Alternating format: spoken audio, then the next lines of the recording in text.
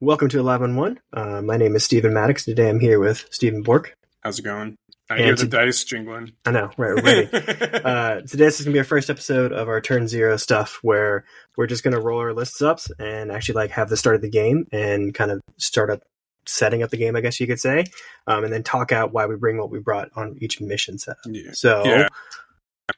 I guess just roll dice, right? Yeah, and you're going to have to trust this is what we're rolling. I rolled 6 crits on 5 dice. I want the mic to hear it, Steven. So I'm going to put mine right next to the roll. Just make it obnoxiously loud. Oh, it's real bad. I rolled 1 quit. I rolled a skull, 2 blanks, a wild, and a hit. Oh, you got it then. Wild and hit. Cool. So I know... we should probably go over what list we were bringing in general. We're just, as usual, just too excited to roll dice. Yeah. So you got probably remember. Do you want to go through your list first or my list? Well, we can do mine, I guess. So we don't have to go through all the tactics necessarily because we'll pick the ones we want to bring. Mm-hmm. But we're in this first one. We're going to use our current Everwinter lists. So I'm bringing Hulk, ASM, Namor, Elektra, Daredevil, Shang-Chi, Zemu 2, so the 4th threat, Black Panther, Spider-Man, and Wong. Oh, cool. Yeah. And then my missions, which is important, are my extracts are Extremis, Cubes, and Spider-Infected. And my secures are Mayor Fisk, Mutant Madman, and Cosmic Invasion. Interesting. And so now you can go. Cool. So I'm bringing Agent Venom, Spectacular Spider-Man, Nick Fury Jr., Nick Fury Sr., Crimson Dynamo, Hulk, Namor with the Time Gem, Baron Zemo 1, so the 3-threat one, Invincible Iron Man and Black Widow 1, so the 2-threat. Mm-hmm. Pretty standard structure cards. I do have Helios and Stark Armory, just in case you're bringing big stuff and you're worried about it. Oh, yeah. Is there anything, is there stuff in my list that I would need to say like that, too? I don't think so. You have pretty standard Defender stuff. Yeah. I have Baron After All's in there, so woo. And then my extracts is Paranoia Pummels, Montesi Formula, Daily Legacy Virus, and then my secures are Gamma Wave, Demons Downtown, and Sword Base. Okay. Paranoia.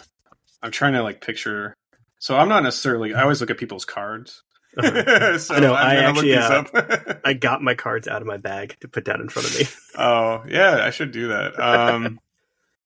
Okay, just real quick, I have to look at your extracts. I mean, I think the play here is, just to be honest, I don't think you like my secures, like any of them. No, yeah. So, and I don't think you like my extracts very much because they're very slow scoring. No, I extracts. don't. So we both don't like it. But I can probably out-Fisk you. So if that pops up, that would be my play or my line of thinking. Fisk would be at Marches, yes. Yeah, and Cosmic is also pretty bad for you. So, yep. So you're telling me you're going secures?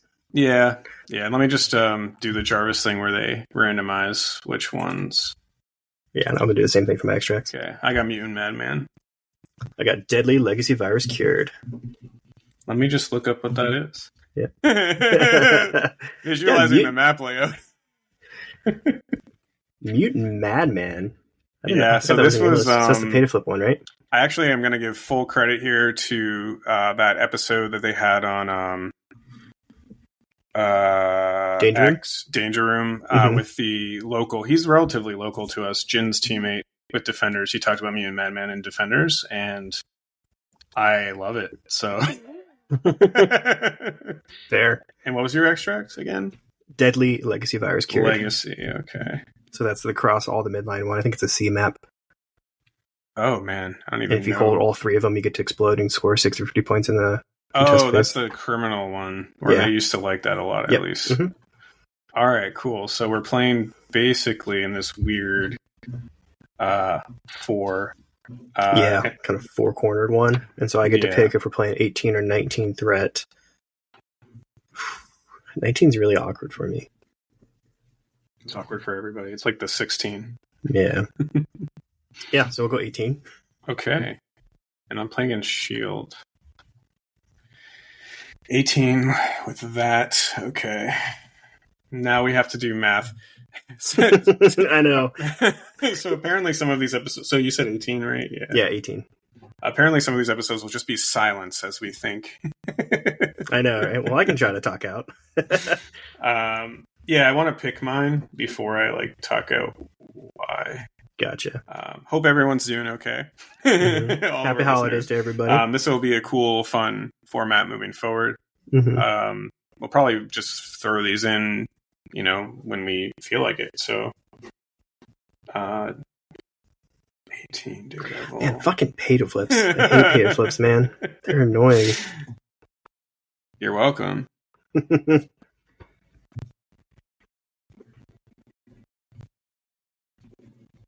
Oh man, you're gonna hate this list.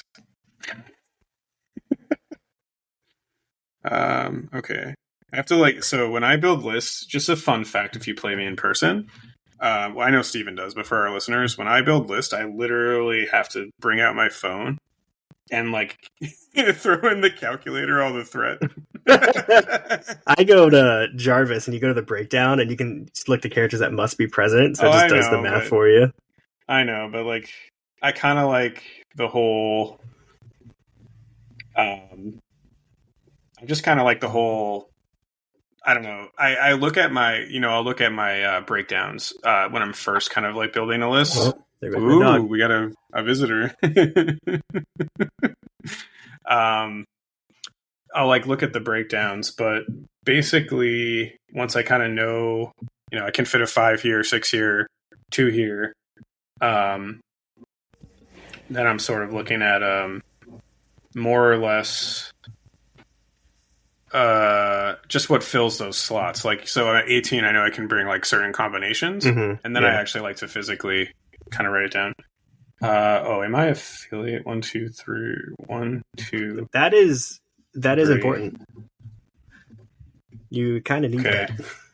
Yeah, I know. No, I'm just making. No, you don't always need that in Defenders, actually. But well, you have all your tactics cards. You want to bring your tactics cards? What are you talking about? Yeah, no. I'm just talking about on my 15, 16. Sometimes I'll just go on affiliate. Oh, okay. Yeah, that's fair. Yeah. This one, no. So, all right. Oh, we have to pick tactics cards too, don't we? Oh, fuck. I guess. That part of the game. I have survival in my list, and I know we've talked about this offline. I am not the best at using it, so I'm still trying to figure out when does it come in, kind of thing. Yeah, it's hard it's a hard card to use because the timing has to be exactly right. Yeah, I also feel fun fact, Elsa got announced today. Battlefield Medicine is getting more and more stapled into my 5 just for the condition removal on it. I feel conditions are such a fucking huge thing in this game now. Yeah, that's a great call. Probably not for Everwinter, but post Everwinter. Yeah, coming up, I'm gonna bring in a lot. And so that brings me in. This is a tough one. We'll talk about it more too. Is whether or not I bring the Invaders leadership. I probably do, but it makes that 5 pick a really hard, annoying thing to do. Okay. I'm all good when you're all good. I got it. I'm all set. Okay, cool. So, because I have priority, I guess. Oh, you know what we could do in the future? I just thought it'd be interesting if you're I'm going to deploy. You get to know the team tactics, but I don't know. No, that's too fancy. Yeah. But anyways, all right. So I'm going to bring Daredevil, Zimu, Namor, Zimu 4, the 4th threat, Zimu 2, Namor, Miles, and Wong. And I'm going to bring Street Smarts, Sacrifice, Brace. Man, I wrote this down and I can't. Oh, I am a Baron after all, and Warpath. Okay. Warpath. Oh shit, I forgot about Mystic Ward. Yeah. Mystic Ward is instead of Baron. Okay. All right, well, I have questions there, but I'll go my first. Yeah. So I brought Spectacular Spider-Man, so my 3-threat Spider-Man, Nick Fury Jr., Namor with the Time Gem, Zemo, and Black Widow 2. Or a 2-threat Black Widow. And then tactics cards I brought. Oh, 2-threat Black Widow. Oh, okay. Yeah, Black Widow, the 2-threat one, the original core set one. And then I brought Battlefield Medicine, Eye in the Sky, the Shield Mobile, Invaders Leadership, and Brace. I decided I wasn't going to bring Sacrifice this game because I brought the Invaders Leadership, so I don't need Nick Jr. to stay alive quite as well. And I figured the reroll bubble's better. That makes sense. We both went for the double reroll bubble. Yeah, so I want to unlock my skulls. Yeah. Yeah. Oh boy, this would be a really interesting game. It is. It would be, right? Yeah, maybe we'll play that on Thursday. Yeah. It's actually a good idea. So we're both 5 wide, right? Yeah. I have a grunt, but we're both 5 wide. I have a steal and you do not, which I thought. Oh, besides you have Namor. 2 steals, I have 1 I have steal. 2 steals, yeah. This is an asset, so we can steal it with Namor. So you're bringing Fury, but with... Yeah, I mean, he's just so good, to be honest. Yeah, and Fury so my original idea, too, is because this is Deadly Legacy Virus, I mean, I don't have priority, but I want to be able to basically threaten 2 safe-ish grabs. So I have Namor that can walk up, because they're all in the mid line. So Namor can walk, grab the middle line, and back up. And then the grunts can theoretically kind of safe grab, because if you kill the grunts, like, who the fuck cares? They drop them backwards. Yeah. So that's why Nick Jr. was in here. I almost brought Agent Venom, because of the pay to flip. He still rolls 4 dice. Agent Venom would have been a really good pick right here, because we're both re-rolling like a crap load. But I wanted the safer grab with Deadly Legacy Virus first with Nick Jr. Yeah. But I don't think that would have been a wrong play to bring Agent Venom in, per se. I do have a double reroll bubble, but that's probably not going to happen, even though it is a pay to flip, so maybe it is. Like, maybe we can move off our back points. Yeah, my whole reason for bringing that, I don't know about yours, but was I want rerolls on both sides defensively. So yeah, I agree. And it usually happens is like they split up and I have 2 separate rerolls kind of on either side of the board kind of thing. Is how it kind of feels like. Yeah. Zemu 4 is also in here, particularly because the adhesive pistol, I like him on Cosmic Invasion. Or no, we're not playing that. I like him on Mutant Madman. Yeah, because he can sit back. He's kind of like a home objective holder. I'm not going to give him an extract so he can do his bump. And then he just kind of moves up, conditions the shit out of people, especially slow is really good in this mission. And that's the easiest one for him to get with 5 dice is the wild slow. The stagger is just nice. And typically speaking, I take him with Namor to get the 2 rerolls plus the defender's rerolls potentially with the adhesive pistol. Yeah. But I like him on these kind of like shootier ones, which is also why I brought Miles for the stealth and the steal. So he's also kind of holding a back line. Wong just goes wherever the fuck he needs to be honest. Yeah, and he just kind of sits and one of the things I did think about was the pentagram, but I'm actually not running in this particular scenario a very offensive defenders list.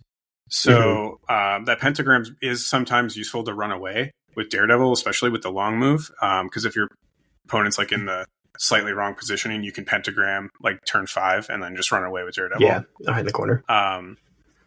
Yeah, but I know a lot of people use it offensively, and that would be like what I would think here is, okay, cool, like, because I can just like teleport someone who's really damaging, they can come back, but then you can also come towards me. So, yeah. It's not worth it with this kind of this more mission playing defenders list, in my opinion. I've got a pretty hypermobile list. I have 3 long movers and then a web swing.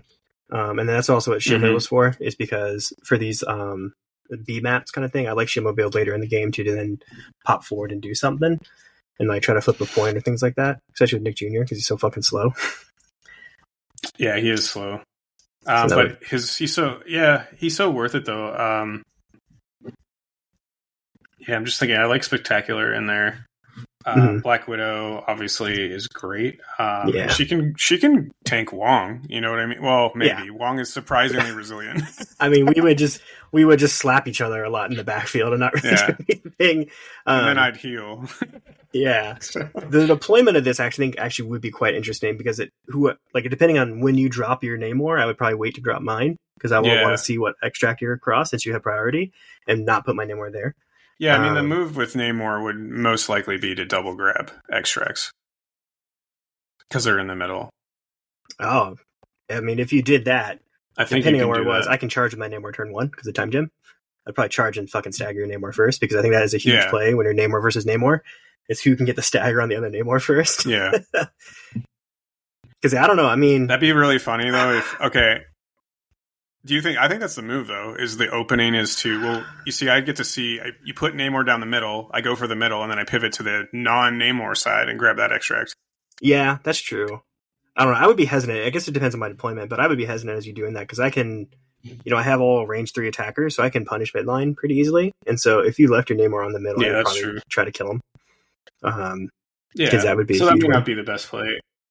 Another play would be Daredevil going in the middle, grabbing one, or Miles with stealth. So at least like on the other side of the midline, you have to. Like, honestly, I would say what I like to do with Namor, and maybe not for yours because you can't generate your charge really fast, but you do have Wong. But you could safe grab with Namor, take like the middle point, and then move back onto one of the Ds for the secure, and pay to flip that, and then flip. Yeah, and then you're sitting there in that safe spot. Move. Wong can move up, then pass power to your Namor. I'd still pick the non-Namor line too. Yes. I would. Yeah, but then you can pass your power to Wong, from Wong to Namor, so that your charge is up turn 2, so then you can charge and do something in next turn. I think that would be a really good move. Yeah, because that's probably what I would do. Is I would probably move up, take one, and then go back to the pay to flip. So to be fair as well, to our, just so you know too, Steven, I've actually never used Namor in a game yet. So, well, I think the big thing on him is you want to be able to charge with him. So, especially if you're like, you want to have at least one power sitting on him, so he generates his 2, so you have your charge up, so that you can then long move attack something. Because his stagger is a huge part of his card. So definitely try to leave that power for yourself, or it feels really bad if you have to move punch because you're not really doing that much. Yeah. Agreed. And so the mission, each player controlling a trap chooses someone within 2. So you almost like don't want to, if you don't flip it, you don't want to be there. yeah, depending on who holds it. Yeah, because you can just do damage to somebody, but they do gain power. So like that's something. Something else that I would have to measure out is if you're on like the front part of the Mutant Madmen portal, you attack somebody and then Namor gets a small move. Does that let you move across and flip the other one? I don't think so. If that on the front of it, that might actually get you there. With the small move because the large base. Yeah. Oh, that's a great point. Mm-hmm. So I know TTS is a great way. Sometimes I'll log in and look up questions just to check like measurements. that. Yeah. Because it's really exact versus like a table. Yeah.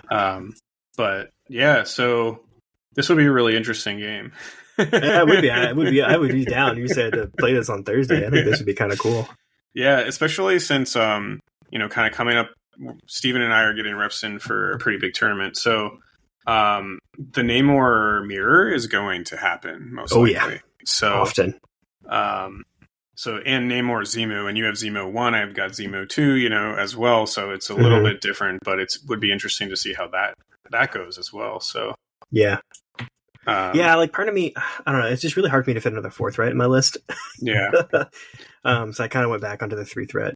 Yeah. Shout out to Jin. He really sold me on the 4, especially in the Asgard matchup when you can basically with Namor and him, he's just slewing out conditions. Yeah, and you're just staggering, or hoping to, especially with those rerolls. You're most likely going to with two rerolls on 5 days. You probably get the wild, maybe the crit as well, and then you're looking at rerolling. Well, crit and skull have the same percentage of happening. But at the very least, you're slowing and stunning, which is also still very good. So, yeah. So I guess if we did 19 on this, I would probably upgrade my Black Widow 2 into the Hound Commandos. You have the same thought as me. I'd upgrade Wong into Black Panther. Yeah. Actually, Black Panther probably would have been better than Miles on this because he rerolls the pay to flips. Yeah, but like how often does that even come up? Once or twice in a game? Yeah. And then Miles has Miles got a steal. He's got a steal. Yeah. And the whole reason behind bringing 2 was because this is a 3 extract mission. Yeah, and so getting control of those with Namor and Miles is just, I'm in a better position to score the extracts. When more than likely we're scoring 2 and 2 on our pay to flips, at least early game. Mm-hmm. So, especially because both of our lists are hyper mobile. Yeah, there would be a play too, depending on how the turn 1 went, where I would consider jumping back onto one of your points and trying to flip one of your paid flips. Yeah. Well, you could charge with Namor, try to flip, and then move back too. Yeah, so it all depends on activation order. Yeah, and if our Namors are on opposite sides, then we're both doing that to each other. Yeah, right. And it's especially, and then the thing if I did it to you, you're like, well, fuck, now I got to do that to you, and it kind of just forces really rotating kind of play. I think is that we would bounce around the points a lot. I feel like. Yeah. And with our list too, we both have the ability to bounce between the wide objectives, on our own deployment zone. Yeah. Mm-hmm. So, especially with the web swings in there, we literally have a very similar list. It really is, yeah. Because Spectacular is just Miles, and then Wong is just Black Widow. And it's funny because then, you have more offensive rerolls, I have more defensive rerolls, and so then it kind of almost balances out a little bit. So it'd be kind of interesting.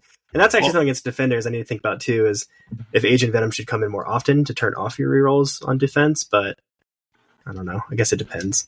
Yeah, it depends. Plus, too, if you're looking at my list here, I could have also easily brought Amazing Spider-Man instead of Namor, and he would still kind of fit. And then he's super defensive, so maybe that is something to think about. Yeah, that's true. Especially if you bring Miles already. I get it if you didn't have Miles and I want to steal. But if you already have Miles, then be like, hey, maybe I bring Amazing Spider-Man instead. Yeah, he's actually kind of looking at. Well, I'm just more comfortable playing him, so that just means I need to get more reps in with Namor. But yeah, a fun thing you can do with Namor in this map, because it is a pay to flip. His stupid spender, whatever it's called, that lets you interact with an extract or interact with a token for free. You can do it on the pay to flips, even if you already have it. Yeah, your Wave of Turtles. So you can interact with any number of objective tokens without spending the power. If it does, after the effect resolve, this character may advance small, so you can get a free small move off of your spender. Oh, just to interact with the secures? Oh, yeah. That's nice. So any pay to flip, that actually is wow, that's kind of nice. It gives them a lot more mobility, just to kind of reposition around and unlock invaders especially leadership. If that small move gets you to on that same line. Yeah, that's true. It might. So you can do a double flip or even a triple flip kind of turn, maybe. Yeah, because you definitely want to have a home base on this mission with both of our characters, because then it's less likely that they flip it unless it's Namor with 4, because you're rolling physical defense. Yeah. For defenders, it's great because Daredevil has 4. I think Zemo 2 has 4 as well. Namor has 4, and then Miles and Wong have 3. But you've got 3 characters here who, your physical defense is what? 3 mostly? Nick Jr.'s got 4. Namor's got 4. Okay. Yeah. It feels bad for Spider-Man and Zemo that are 3s, but I still think it's fine. Yeah, no, it's fine. I'm just, I was more or less moving along the point of being you want kind of 2 models on the secures, most likely. Yeah. So that Namor play becomes even more appealing to just charge up, hit, flip, charge, go back, or charge up, hit, flip, go to another point, try to flip. Yeah. I think so. So cool. Sweet. Yeah, so nice and easy peasy. I would actually, let's play this Thursday. Thursday? We're already releasing one Thursday. No, let's play this Thursday. Oh, you got it. Yeah, agreed. We'll let you know how it goes, but so we'll be doing this kind of regularly now. So not with just our competitive lists. We make lists all the time. In fact, I'm going to work on a Avengers damage reduction list tonight. So, or Spider Foes, because now I'm interested in using them a little bit. Yeah. But to be honest, after Everwinter, I'm mostly just TOing during the spring, so I can just kind of dick around. Yeah, do what you want. Play some fun stuff. Yeah, because I'm not going to be going to a competitive event that I'm not TOing most likely that entire spring. So until Ironweld, But anyways, yeah, that was great. Sorry, I just took a drink of coffee. Everyone heard it. So we'll be doing this regularly. Maybe I know Steve and I are kind of hyper competitive, so this is really a good think tank to absolutely start to. I wish we could. If we were on YouTube, we could load up deploy, TTS, and deploy, and then just play a game. Oh, shit. Yeah, well, now it's a battle report. Awesome. Yeah. So as usual, though, follow us if you like this kind of format too. Quick and easy. 20 minutes is a ride to the grocery store for some people. So quick and easy. You can follow us at Alive on One on Instagram. Our Gmail is aliveon1@gmail.com. You can email us with your feedback, all that. Also, this would be a good format if you want to come on. We can think tank with other people. Yeah, too. That's a great idea. Yeah, get some really quick ideas going. Too. Mm-hmm. Yeah, absolutely. So if you're interested too in like coming on sometime, it only takes 20 minutes of your life and you'll be on air. So win-win. Yeah. A live on one. Now I'm just saying, man, it's been a long day, I guess. So Instagram, we have our Gmail. You can follow our Discord. We will link all that stuff below. And we have my God, Huge Miniatures. We're affiliate with them, so there'll be affiliate link down there. But as usual, thank you so much for listening, and we hope you enjoy this format. Look forward to more. And Godspeed, Venom. Bye. Oh, it's still